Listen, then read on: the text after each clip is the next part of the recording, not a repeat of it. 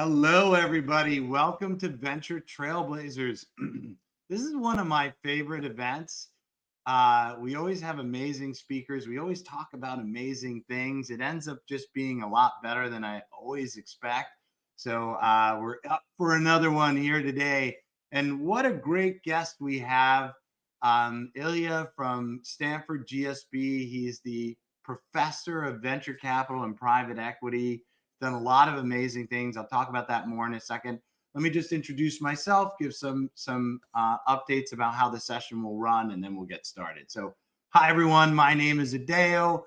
I'm CEO of the Desol Group. I'm also chairman of Founder Institute. This is a joint event.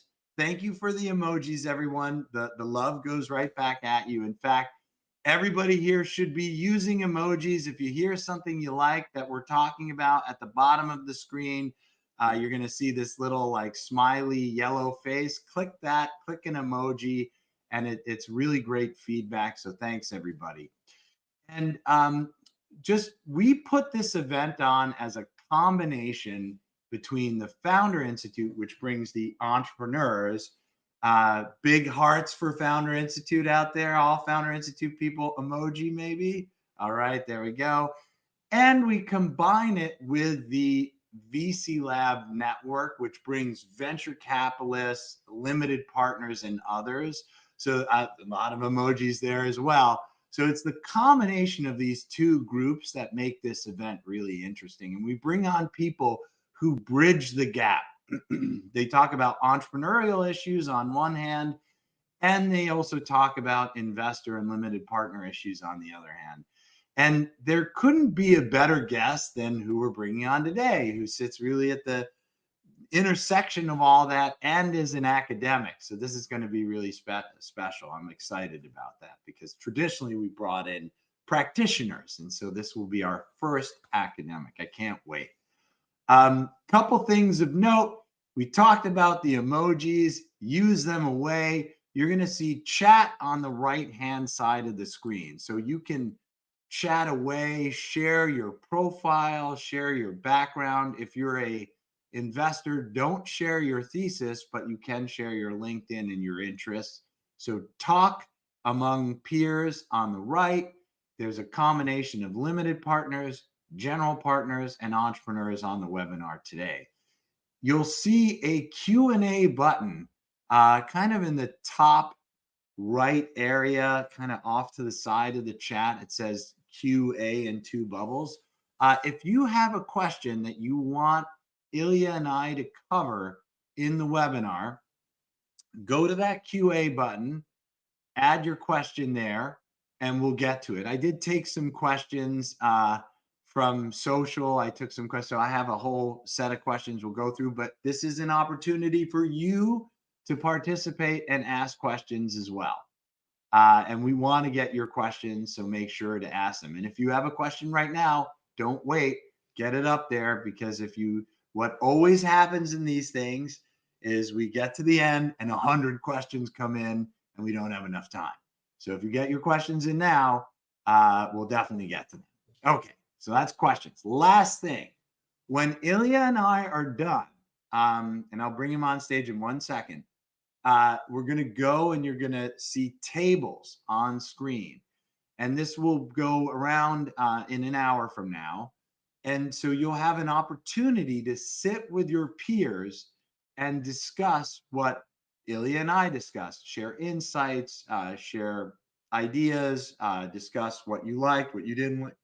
So if you want to hang around a little longer, there's going to be a lot of opportunities to socialize with peers. Okay. So without further ado, maybe we can bring Ilya on screen. So he's a globally recognized leader of venture capital, the David S. Lobel Professor of Private Equity and Professor of Finance at Stanford Graduate School of Business, taught and influenced over 1,000 GSB students. In fact, some of your students were like, you've got to get Ilya on Venture Trailblazers. And so I'm really, really honored to have you. I see all the emojis coming here that the people are excited as well. Is there anything you want to add about your background, which is pretty esteemed, that I didn't cover? Thank you, Adele. Thank you for inviting me. First of all, I'm really very, very happy to be here.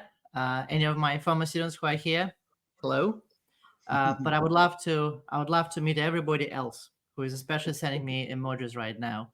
Couple of things to add. First of all, indeed, more than 1,000 students took my venture capital class, but in total, in my 20 years at Stanford, I taught 5,000 Stanford students, and I'm very proud of that accomplishment.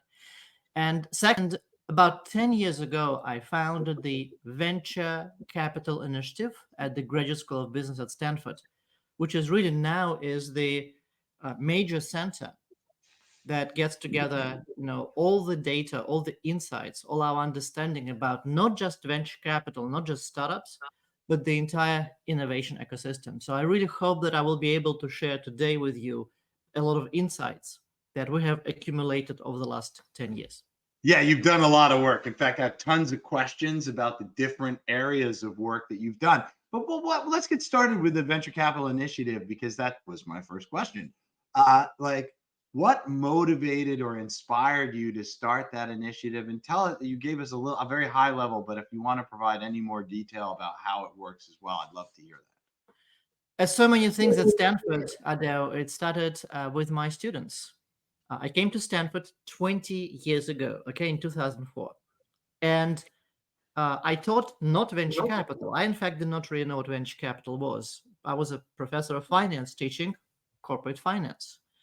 And many of my very, very first year students, okay, I taught them for the first time, and then they graduated and I kept in touch with them. And some of them became CEO, CFOs, COOs, and so on, or hedge fund managers. And you know what? They followed very carefully my prescriptions I gave them in my corporate finance class. Okay, they used all those finance rules. And then others became venture capitalists. And what I quickly realized is that those who became venture capitalists kind of violated almost every single rule I gave them in the finance class. And initially I thought, well, let me prove them wrong. Because of course they have to follow my rules, okay, the golden rules of finance. So I decided to study venture capital. What I realized quickly, first of all, we don't know much about how venture capitalists make decisions. We don't know much about the venture capital industry because it's a private, semi-secretive industry. And frankly, at the time, 2004, 2005, many people kind of either did not know about it or do not have a very high opinion of that. Remember, it was several years after the bubble burst and so on, okay? And so what I quickly realized is that first, the VC industry is amazingly interesting. That VCs make decisions differently from what traditional finance prescribes, and there are reasons behind that. And I became really, really fascinated by this. And this led me to realizing that venture capital industry is also very impactful. In fact, much more impactful that not only I, but anybody else in the world, I think at the time, including venture capitalists, realized. And when I realized that, I went to the dean of the the graduate school of business, Stanford at the time, Garth Salon, and I told him all of this, and he got excited. And I said, Garth, we in fact need to establish a research initiative to be able to get the data. And with his help and the help of other Stanford people, I founded, I think around 2014, 2015, the Venture Capital Initiative. So the initial idea was very simple. Let's try to get better data to understand how really venture capital industry works. So that was the initial idea. It's then it, as always happens with successful initiatives, it then expanded. So that is the brief history. Okay, awesome. So. Well, I have lots of questions just about that. So let's stay on that for a minute. I mean, it is the most opaque industry out there, right? Because it's not really regulated. So there's not regulators getting information. It's not really, there's no, a lot of VCs, if an LP says, I'm a public LP, so I've got to report our numbers publicly, they're like, I don't want you as an LP. So they actually will shy away from having LPs that will expose their data. So the data is largely unknown. And then you have things like PitchBook, which to the best of my knowledge, because I have pretty good data, is publishing garbage. So talk to me about just the data, what you're seeing, if you think it's like, yeah, I'd love to just dive in on the data a little bit. Right. Well, as an academic idea, I would not use the word garbage. Um, right. So I think that all the data sets, including all the commercial data sets, do have some positive signs in them. That would include PitchBook. The truth is that every single data set that is commercially available, and you can think about Crunchbase, VentureSource that is no longer exists, CB Insights, and there are many other data sets, including global data sets. They are, I would say, very incomplete. Okay, and so what our first task was is to get the data about companies, but also about returns. So return-wise for LPs here, of course, you would be using Burgess, Cambridge Associates, Preqin, and so on. So all the data is also incomplete about the returns of venture funds. And so we got the data and completed it or reconciled it. Let me give you, Adele, a specific example because you mentioned PitchBook. So let's say we take a specific company that is venture backed. Okay, let's say PitchBook reports 2 rounds of venture funding. So we need to confirm that those 2 rounds existed, but also PitchBook will not say what its post-money valuation was. Or PitchBook would say that it was founded in 2017. Let's look at Crunchbase. It says the company was founded in 2012. There are many cases like this. So we, in fact, our team at the Venture Capital Initiative, reconciling this to the extent possible. Sometimes we contacted investors or founders or other providers. So we reconcile all the data. Is it possible all the time? No. But at least we have the confidence score. So for every single variable we actually have a confidence score, like how confident we are that this company was founded in this year, raised Series A in that year from that investor at that price, and so on. Okay, is the same goes for fund returns. So we have data on more or less every single institutional venture capital fund, at least in North America, on every single firm, every single fund, starting from the late 1980s, early 1990s. And again, we're reconciling data so that we know about multiples, about investments they made, about partners that work there, and so on and so forth. Again, is our data perfect? Absolutely not. Is our data better than most other, at least commercial data sets available? I think so. So how, okay, so I'm like, wow. Let's just start with, because I don't think the only people that have half decent data on venture are the large LPs, because they get to at least see what the GPs write, and they can also sometimes go direct into companies. So I would say that you might, if you're doing what you're saying, you probably have.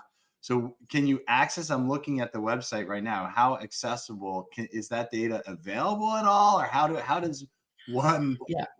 beg, borrow, or steal? Well, we're using this data for academic purposes. Some of this data is under NDA. In fact, I work with a number of providers, some of them anonymous providers who give the data. We incorporate this data in our data set, or we can merge, but we, of course, cannot reveal this data. It's interesting, Adele, you mentioned large LPs, because I work with a number of large LPs. And indeed, they have a lot of data. Here's the challenge for large LPs here who are listening to me, is that your data typically suffers from what is known as a selection bias. For example, large LPs, because they're large, they can invest only in some kind of funds, let's say only large venture funds or large private equity funds. Or you typically invest, even largest LPs in the world invest in a very limited number of funds because of their portfolio allocation strategies, which means that something that I believe is critically important to do for any investor is to construct their anti-portfolio, which means that let's say the funds that you could have invested in, but you did not invest, okay? That is very difficult to do.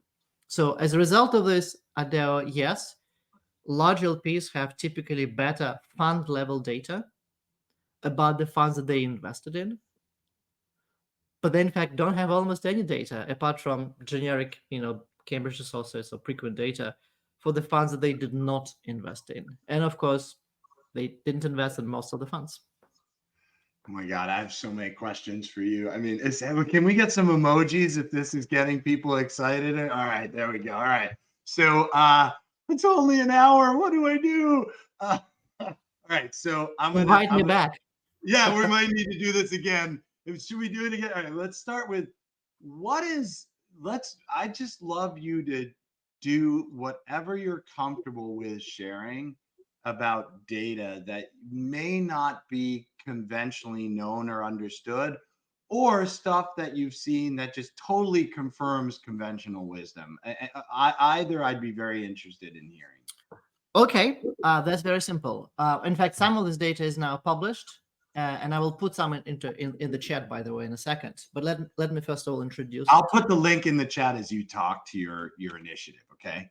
Oh, Oh fantastic. yeah. Fantastic. But I'll put a specific link because we now have a report produced as well. So let me give you two examples, Adele. Okay, one is the following. So data that is not conventional. We talk about venture-backed companies, but Adele, you are not a company. You're a founder. And as we know, not a big surprise, as venture capitalists know, it is the identity of founders that is critically important, especially for early stage companies. So, in fact, if Adele comes to me and says, "I'm starting a new company called little company called Decile Group, and I'm a venture capitalist," I really will first of all think about whether I would like to back Adele, and then I will think about whether Decile Group makes sense or not. Because if I decide Adele isn't good, I really don't care about Decile Group. If I actually love Adele, I think he's a great founder, but I don't think Decile Group is great, I will talk to Adele. In fact, I might ask him, you know what, Adele, come to my venture fund, become my entrepreneur in residence. Your Decile Group sucks, sorry, Adele, but you can come up with something else. So as a result of this, not a big surprise, founder characteristics are extremely important. But what kind of founder characteristics? Okay, that is much more challenging. So this is what we did. We identified in the United States for now every single unicorn. So for this audience, I don't need to define what unicorn is. Yeah. For every single unicorn, we identified every single founder or co-founder. Okay, and then for every single founder or co-founder, we found hundreds of characteristics. So, for example, your educational background, your social demographic background, okay, your work experience.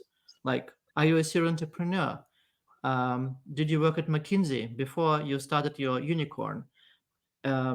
Whether what kind of titles you had? Was your startup backed by venture capitalists in the past? Did you educate in the Ivy League? And so on and so forth. And some variables are obvious, some variables are in fact much less obvious. Okay, that was only the start, because if I tell about statistics about unicorn founders, kind of cute, but what can you do with it? For every single venture-backed company, we identified other companies that were also funded by venture capitalists, but that did not necessarily become unicorns. In fact, most of them did not. So my statistics show that on average, only 1 out of 100 US venture-backed companies becomes a unicorn. 1 out of 100. Now, if you're in California, it's 1 out of 70. If you're in Utah, it's 1 out of 61. But on average in the US, it's 1 out of 100. So we took what I call academically random sample, okay, which is effectively it's a venture-backed companies that were funded in the same year as a unicorn and in the US, but apart from that, no other constraints. And then we also identify their founders, and then we compare. And so the question really, let's say, for example, I look at Adele, okay, and Adele founded 2 companies before, let's say, and one of them was venture-backed before his Decile Group. And I ask a question. So if Adele founded a venture-backed company before and now is founding another company, does it increase his chance to founding a unicorn? It's impossible. It's important for a founder. It's really important for me if I'm an investor. Okay. And now I'm can ask these questions. Okay.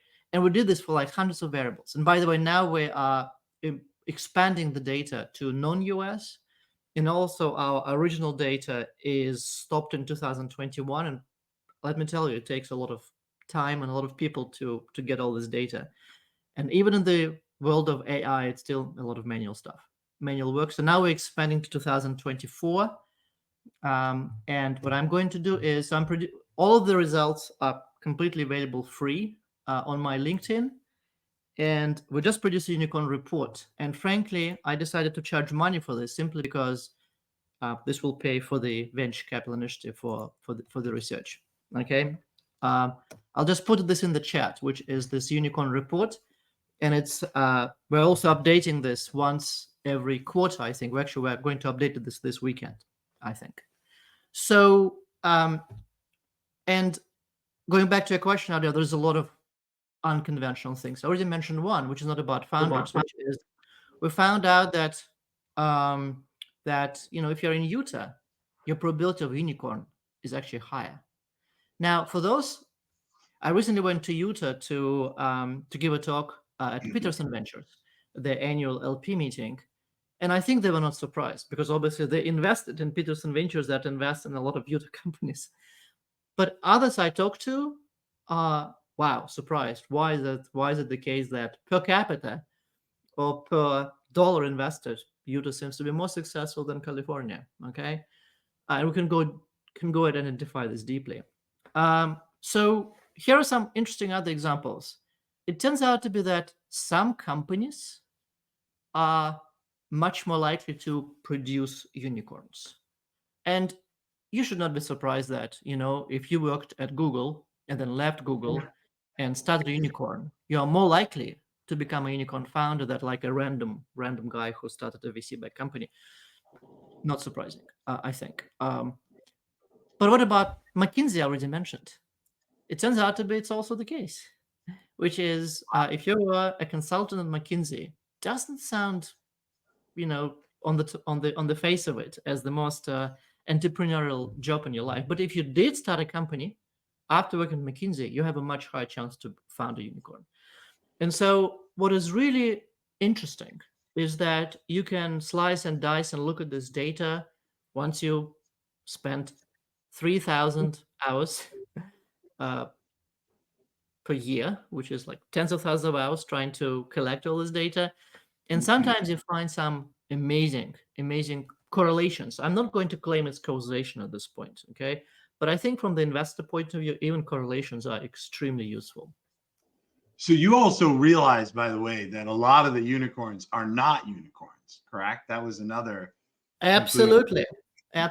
So yeah, that was interesting as well. Do you want to just quickly talk about that? And if you want to add any other findings, emoji if you want to hear any other findings from the unicorn research.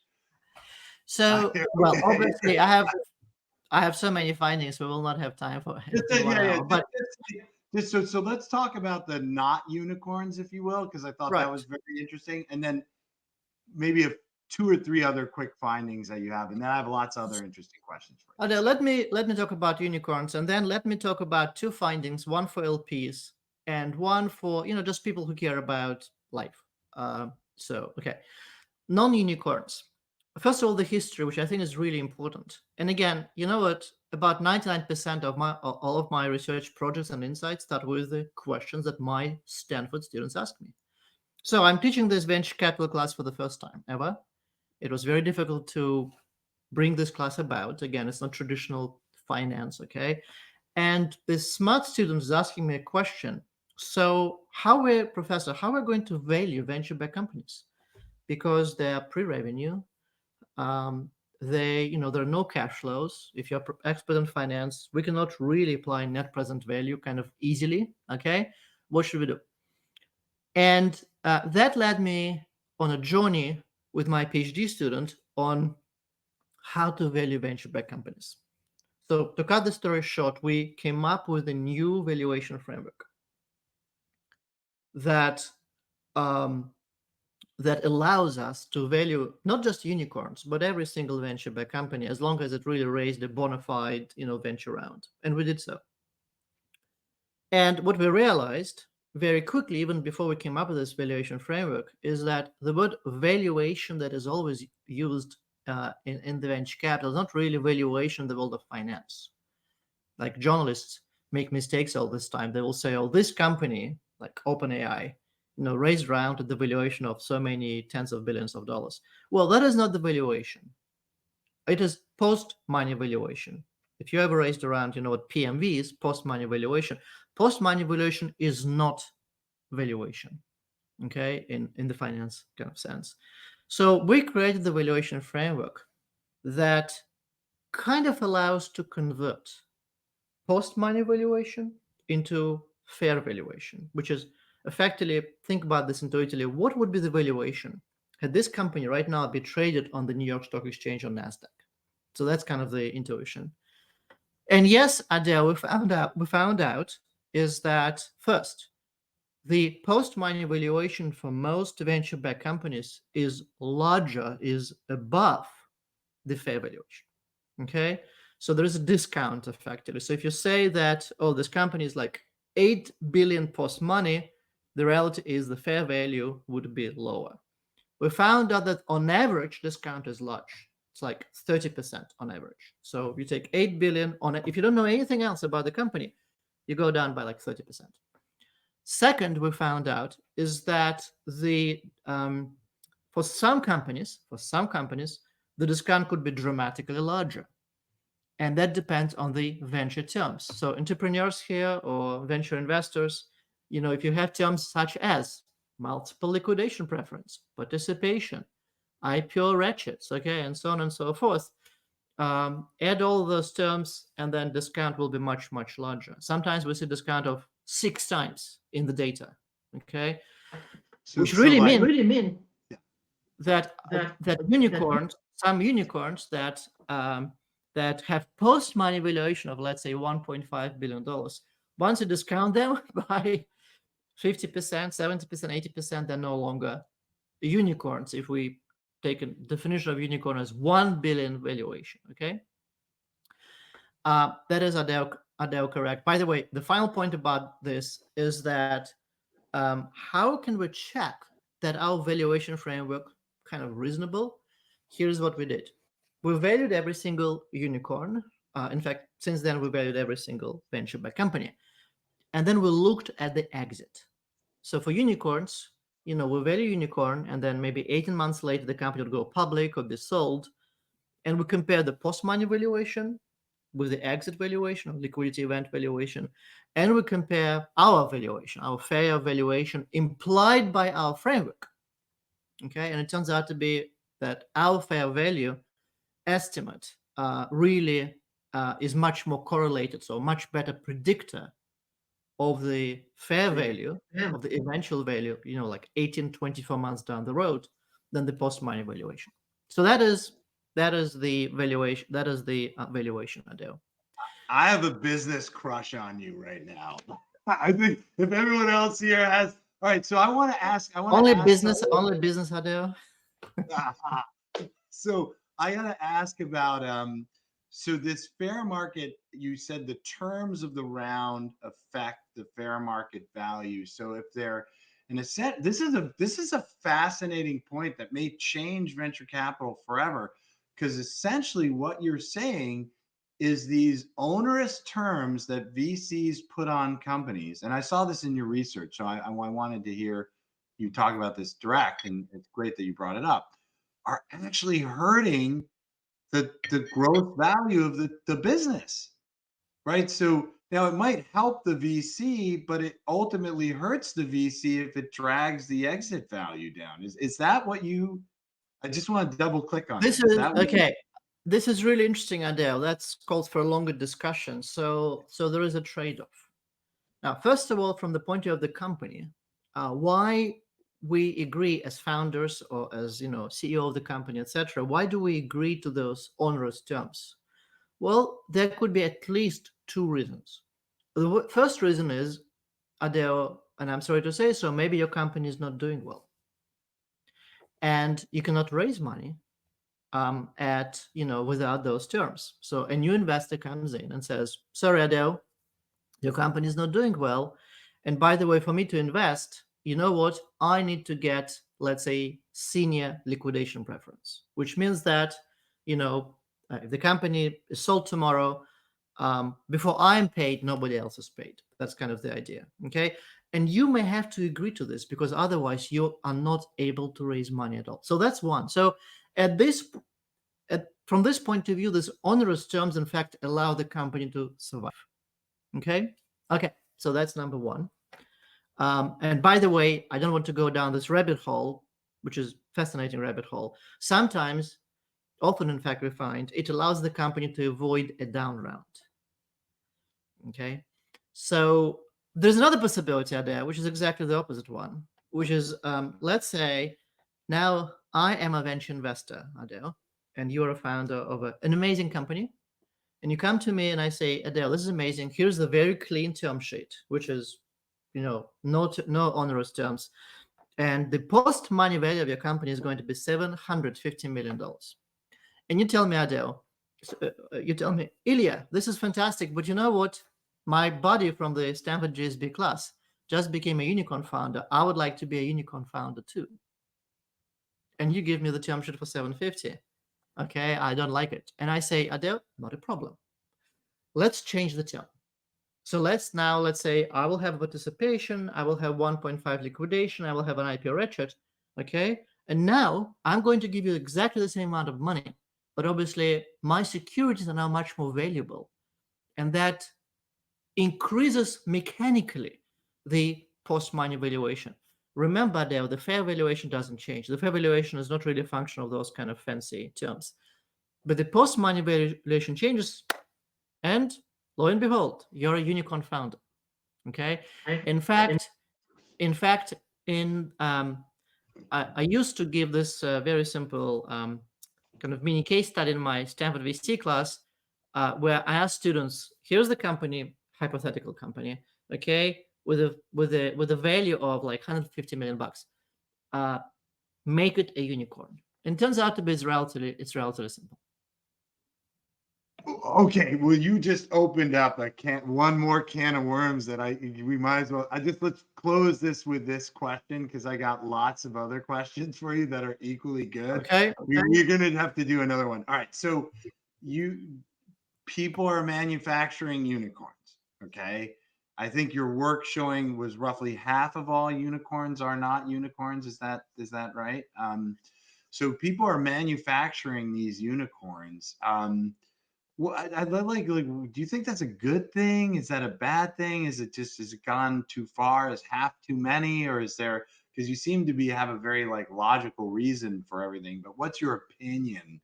Is it a good thing or bad thing? It's really interesting, Adele, because so manufacturing, again, I would not use this word as an academic. I think that what's in fact my research shows, and again, my team and I follow every single unicorn in the US, and in fact, we're now expanding to covering all global unicorns, which is much more difficult, frankly, data-wise.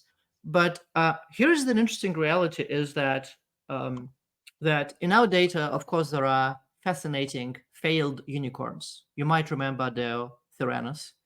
Yeah. You might remember FTX. Okay. Yeah. But the reality is that most unicorns are quite successful companies. So we'll look at what then happens to them, to those unicorns, and upon liquidity event, not so many of them fail, go bankrupt, etc., or in fact go IPO at a very dramatically low value than 1 billion. So eventually, there's a very large correlation between being a unicorn and being successful. Okay, so from this point of view, I don't think that, using your terminology, manufacturing means that companies or venture capitalists back, on average, companies that have no future, that are not doing great stuff. It's just that from the point of view of pure valuation, it all depends on the definition. So whether a $1 billion company, a $10 billion company, or a $500 million company is a success. But there's a very large correlation between being a unicorn and being successful. So to founders here, I think that if your goal is still to become a founder of a unicorn, it's a good goal. That's amazing. We can leave that at that. I have so many other questions, but there are other questions on other areas. So I want to switch, because you've done a lot of research on how venture capital has really helped innovation. In fact, you opened with that. What are some of the the question I had was what role has venture capital played in fostering innovation? But if you want to share any sort of anecdotes like you did or any other things, because you really have pioneered and realized that venture capital has a much bigger impact on the world than people realize. Yeah, We agree, by the way. So right. So, we agree, but it's the big question about agreeing and quantifying, I think. So I think intuition is very important, but it's also very, very, very important to be able to say precisely what the impact of the venture capital industry, especially in the academic world, where people are asking not about correlations, but also about causation. Like the big question is, has the venture capital industry caused, okay, anything we see around? And I believe I have a very firm answer to this. Okay. And I think if you're founders, it's interesting. If you're LPs, it's interesting.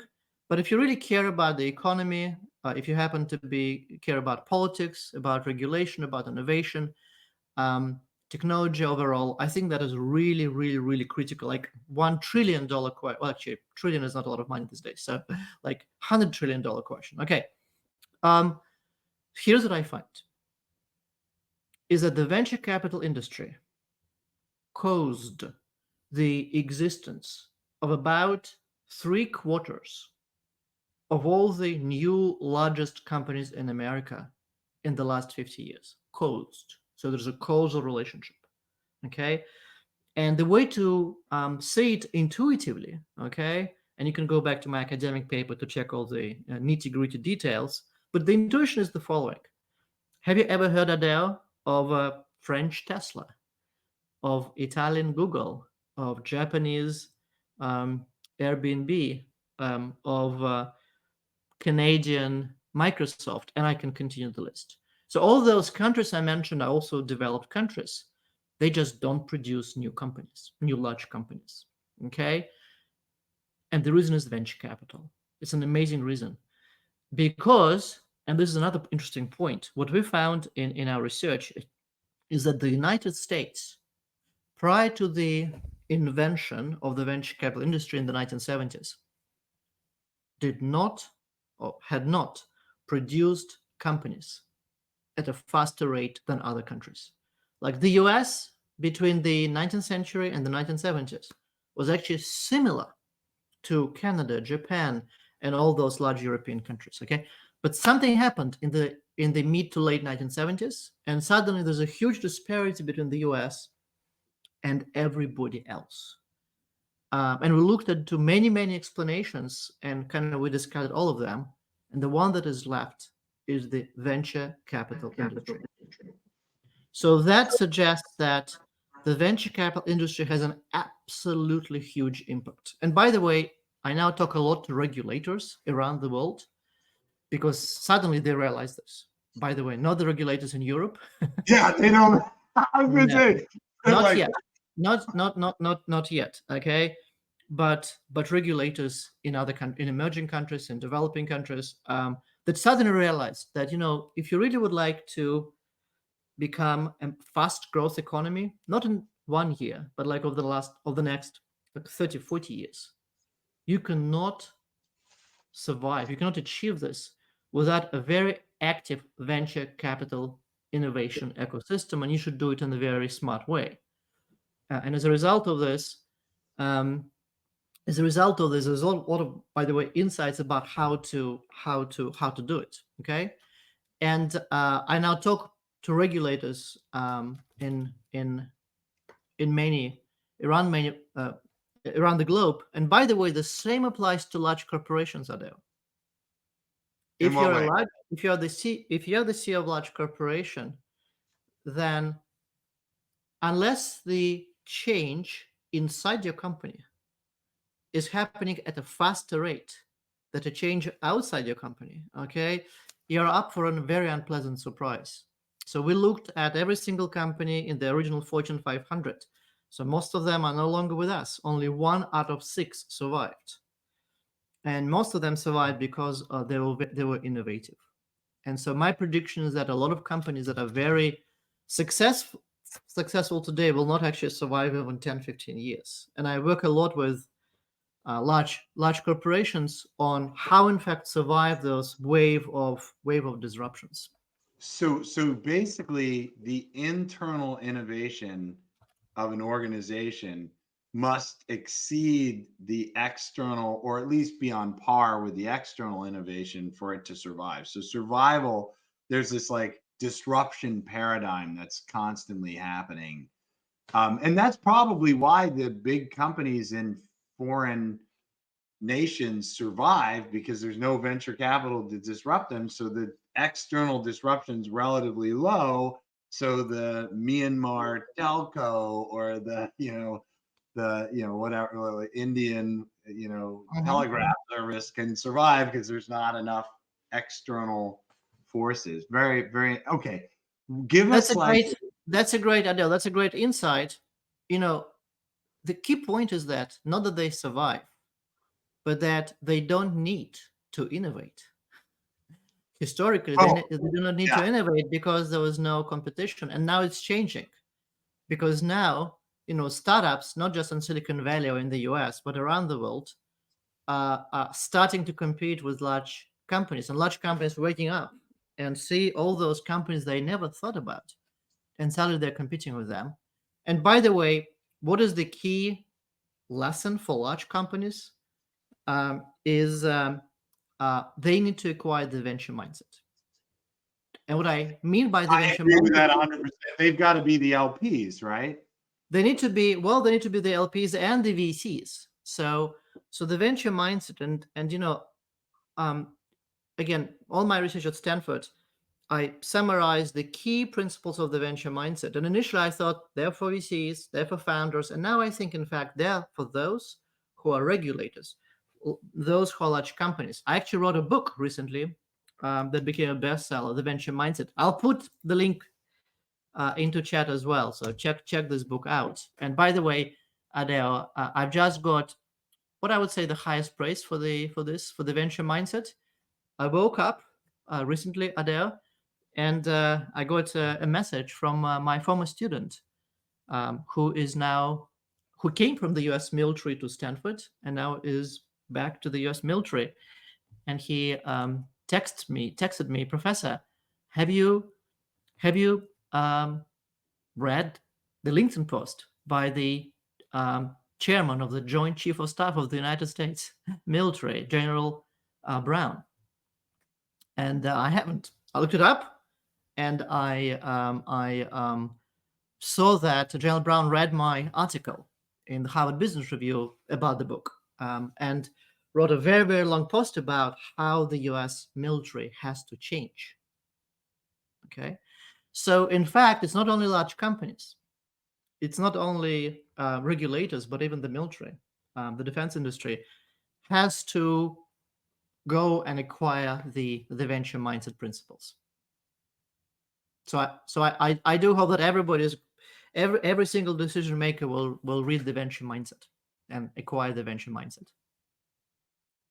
I just bought your book. I'm sure many other people did too. I've heard about it actually. So interestingly enough, the hardcover is cheaper on Amazon right now, at least for me, than the Kindle, which is kind of unique. I'm like, in what They'll planet? use this option, buy 100 copies. I was very positively surprised about that. Okay, one last question for me, and then we'll jump into questions from the audience because I could just talk forever.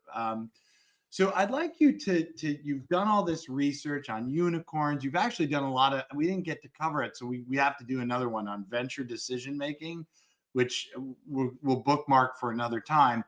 But talk to Okay. me about, given all your research and your knowledge, and what do you see as the future of the asset class? Do you see it? Mm, I'll leave that as an open-ended question. yeah. So it's a great question, and I'm thinking a lot about this, and also because I work, for example, with LPs that are so interested, or my students who say, "Well, should I go into the venture industry? Like, will it exist in the future?" So here is my thinking about this. First, I think the venture industry has a very, very bright future. But I think the bright future is going to be different from the current state. And here is, and again, as an academic, as an economist, I think in terms of principles. I think about what are the fundamental mechanisms that are changing. Okay, I'm less interested in about what happened last week. I'm more interested in what are the mechanisms that are going to shape the future. So think about the following mechanisms. The first mechanism, I think that we are in a critical stage where technologies are becoming democratized. What this really means is the following, is that 20 years ago, my students who became founders, they needed to raise $5 million to start because they needed to get the expensive Oracle system, to hire 20 software engineers because there was no outsourcing, etc. There was no cloud, there was no etc. These days you can achieve the same for $50,000. It does not mean that you don't need money to scale. Actually, now you need hundreds of millions of dollars to scale potentially, but you can experiment. So as a result of this, the barriers to entry are lower. Okay, so we see the democratization of technology, democratization of the venture industry, and we see this from the supply and demand. So there are way more founders out there. Okay, there are way more entrepreneurs, and there are way more investors. So Adele, you still may remember 20 years ago, the word angel was relatively rare. Okay, but these days, everybody is an angel, kind of, more or less. So that means that traditional venture capitalists feel the heat from the early, very, very, very early stage investors. Okay. On the other hand, and that is the second mechanism that I think is shaping the reality today, but also in the future, these unicorns we talked about and other companies stay private longer. What this means? This means is that they need to get funding. They need to get now hundreds of millions, billions of dollars. In the past, they would have gone public. In the past, they would have been acquired early on, but now they stay private.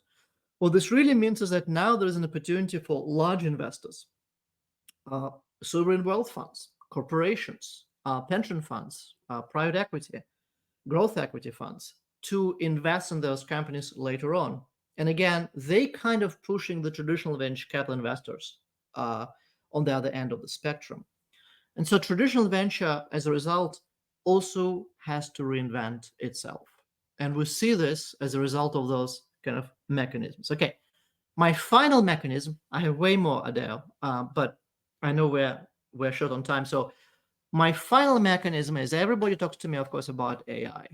Okay, what AI will do for sourcing, for due diligence, etc. And again, there's always a trade-off. From the economics point of view, it's interesting because economists think about two types of equilibrium. If you never took an economics class, bear with me for a second. Two types of equilibrium: partial equilibrium and general equilibrium. So partial equilibrium means you just change one variable and you see what's going to change in the system. Okay. A general equilibrium, well, people will readjust, or companies will readjust everything. So AI, well, partial equilibrium is relatively straightforward, which is nowadays AI allows venture capitalists to do due diligence better. That is the reality, I think. To source better, it's easier to source. Seems like everybody's benefiting.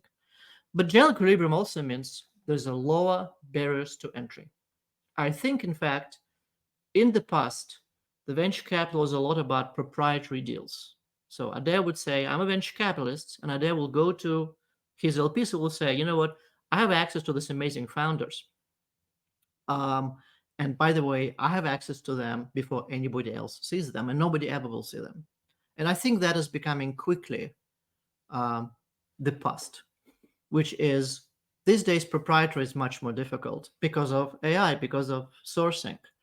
As a result of this, it's a lot about winning the deals rather than getting access to deals early on. In fact, in my venture capital class this quarter, we had a lot of guests. One of the guests was Rolf Botter, the managing partner at Sequoia, and he kind of poured a bit of cold water on my students, who were all very excited. Okay, and he asked a very, very important question, which is, why you? Like, if you want to become a venture capitalist, why you? Because even Sequoia has to has to fight to win the deals. Okay, so I think that in the general equilibrium sense of the word, in fact, I think this will kind of dramatically increase the nature of competition in the venture capital industry. And we will see, I think actually we will see a lot of new names in the venture capital industry in the next 10 years. So there will be a lot of turnover as well. And we're keeping track of every single venture firm. So I think that's going to be interesting. I'm going to talk about this next time, Adele. Yeah, so we're launching about 300 firms or so a year. All right, so lots of questions. Maybe we could try and go fast on them, but I love what you're talking about, so we don't need to go too fast. So you talked NG is asking, you talked about breaking the rules of finance. And would you say that's more true for early stage venture than later stage venture? Because later stage venture, they have a lot more data to go with. That is correct. That is correct. So, for example, from the point of valuation, for later stage, very often once you get revenues, once you can forecast your cash flow, traditional finance quickly comes back. For early stage, especially for pre-revenue, it's very difficult to apply traditional finance. The intuition, by the way, is still the same. It just you have to adjust methodology. Boris is asking sort of just what you said, but he said, look, a lot of these top tier VCs, they had some great returns a long time ago. And, now their returns aren't so great. Is that something you're seeing in the data, and what are your thoughts on that? And I know that some of these firms have great returns. Yeah. So great question. First, some firms still have great returns. Okay. There is such a thing as persistence, which means that you're very, very high return in the past, you tend to have higher returns. But yes, I think on average, there is a high degree of competition. There's something else, Boris, which is many successful venture firms became very large. And as you become very, very large, it's more difficult to generate the same level of returns. So if you look at smaller firms, smaller venture firms, if they're successful, they tend to generate high returns. Just because some large firms cannot afford to invest in very small startups. And so they're very unlikely, large firms are very unlikely to generate 1,000x returns like they did in the past. So there's a growing number of Jeffrey's asking this, a growing number of emerging managers, right?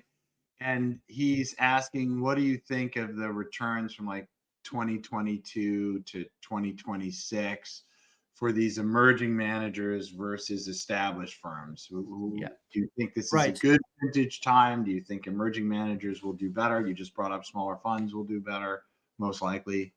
Yeah. So first of all, overall, I think this 23, 24 vintages are going to be pretty good. So in fact, historically, the vintages that were distressed vintages turn out to be much better. I'm pretty sure that 24 is going to be much better than 21. You don't need to be a professor at Stanford kind of to have intuition about this. So emerging managers, that's a very interesting question. First, I think the most successful managers are going to be emerging managers. For a number of reasons, from incentives to the fund size to who they are. However, and that is a very important point, there are many emerging managers. And so we will see a lot of dispersion. Are there going to be a lot of emerging managers that are going to be unsuccessful, that are going to fail? Absolutely. So in fact, we're also tracking a lot of emerging managers.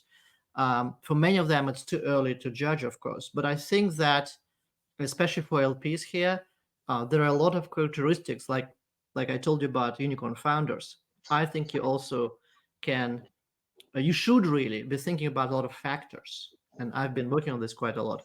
What kind of factors determine whether an emerging fund manager on average will have a much higher likelihood of success? And by the way, not just for this fund, but if you're an LP, a much more important question is, like if Adele is an emerging manager and raising his first $25 million fund, much more important question is whether Adele will have a higher chance of raising a $250 million third fund 5 or 6 or 7 years down the road. And I think there are ways to predict that. So we have almost very good data because we run the source of truth. So you and I can have a discussion and I'm happy to give anonymized data to your data set if, to help. But we think we've unlocked some codes there. There's a great question from Kieran. How much of the gap in the fair value is due to the liquidity issue of private markets? It's a good question. Yeah, a lot. So LPs talk about denominator effect right now, which is related to this, which is effectively, a lot of venture firms, by the way, a lot of private equity firms as well, they kind of sit on paper gains, but because the markets have been relatively illiquid, they cannot return those money to LPs. And LPs say, well, because you're not returning money to us, we cannot return money to you. And as a result of this, the fundraising environment has been very tough overall. I think not just for emerging managers, but even for established managers with successful past returns. And that generates gap in valuations as well. Interesting. Yeah. So there are tons of great questions here. Well, first, let me, before we run out of time, a bunch of people are asking, how can I get in touch? You put your LinkedIn there. Is there a better way to get in touch with you? So Before LinkedIn is the best way to get in touch with me. Read my book, have a look at the Unicorn Report, and on LinkedIn we publish this week. Where on LinkedIn I'm going to publish a lot of teaching related stuff, simply because it is the last week of my class. I'm teaching only once a year, so I'll produce a lot of stuff.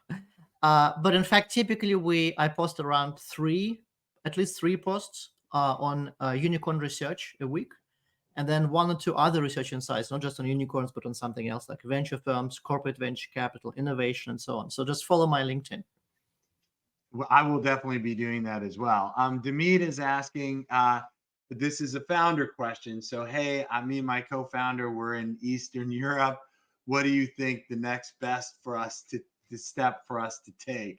And I'm presuming so okay, US. 30-second answer is the following: is that a number of places in Eastern Europe are becoming innovation hubs very quickly. So from the point of view of starting a company, getting the first fundraising round, I think Eastern Europe is a good place.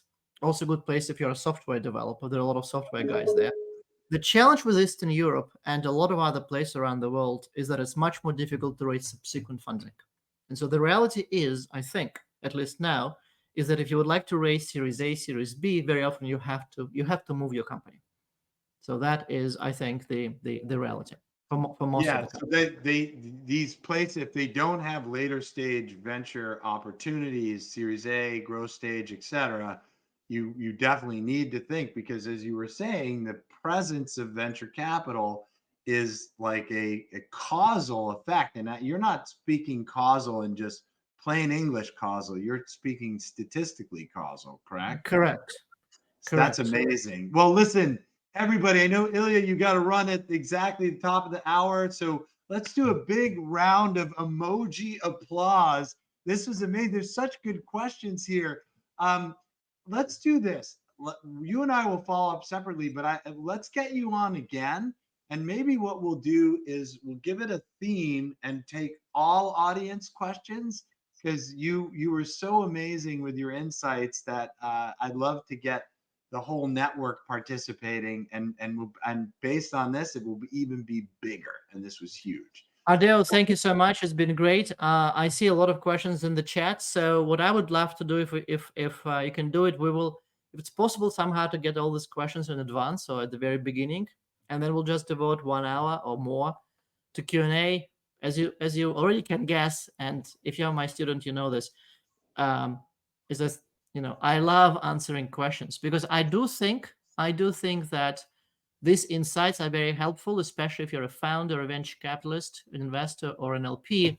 A lot of these insights, one insight after another, and suddenly, and I think this happens. Like, I recently worked with the CEO of a large company, providing him one insight, another insight, okay, and he's not sure, and then suddenly it shapes into an amazing picture, and suddenly he says, "Oh wow, now I see." And so hopefully for everybody here, there is this moment where there's an insight that makes you, which leads you to a much better decision. Again, whoever Oh, you there want. were So a lot talking about the unicorns, talking about the impact of venture, talking, I'd love to talk in the future about decision making, the economics, the fair market value. I mean, there was a lot of great insight. So thank you again, everybody. Go to the tables when we're done and continue the conversation. Have a beautiful day, Ilya. Good luck with your. Thank you. Bye, everybody, for now. All right.